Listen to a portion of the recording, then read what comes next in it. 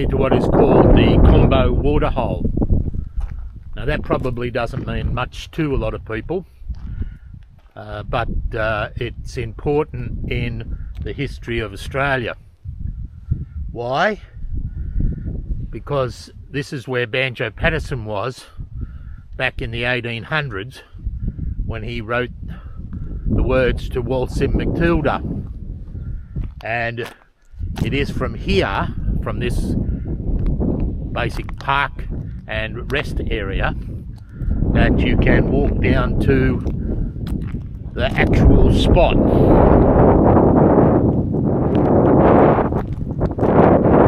Everyone will remember the actual spot, and it goes something like, once a jolly swagman camped by a Billabong.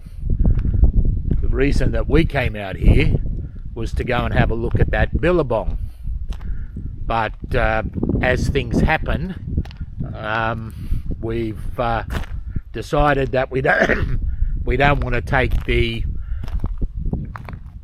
1.5 hour walk or return walk, a 2.6 kilometre walk actually down to the Billabong. We've got to keep moving.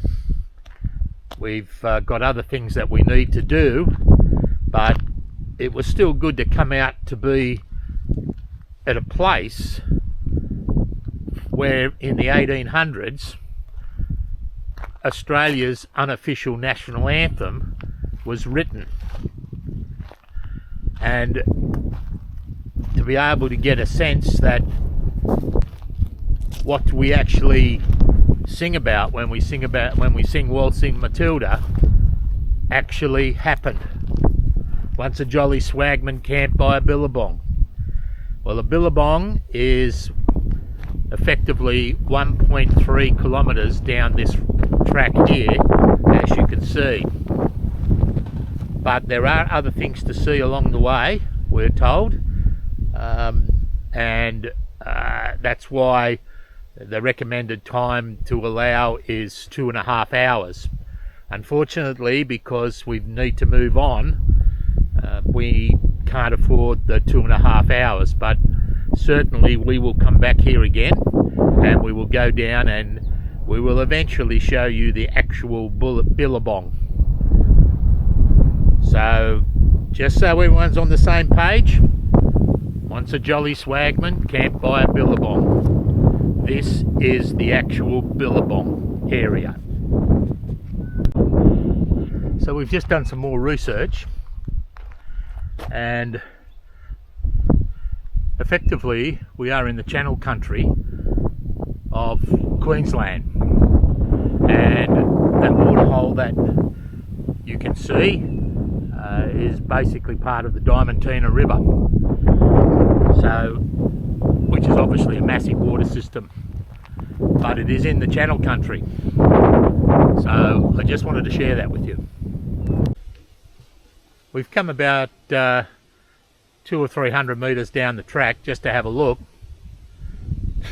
and as you can see, this looks like part of a dam or a river, part of a river. And obviously the Billabong referred to in Waltzing Matilda is a little bit further on than this.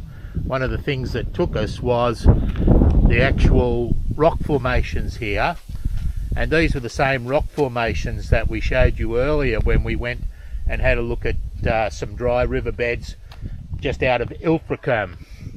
You might remember those. They're built in the same fashion,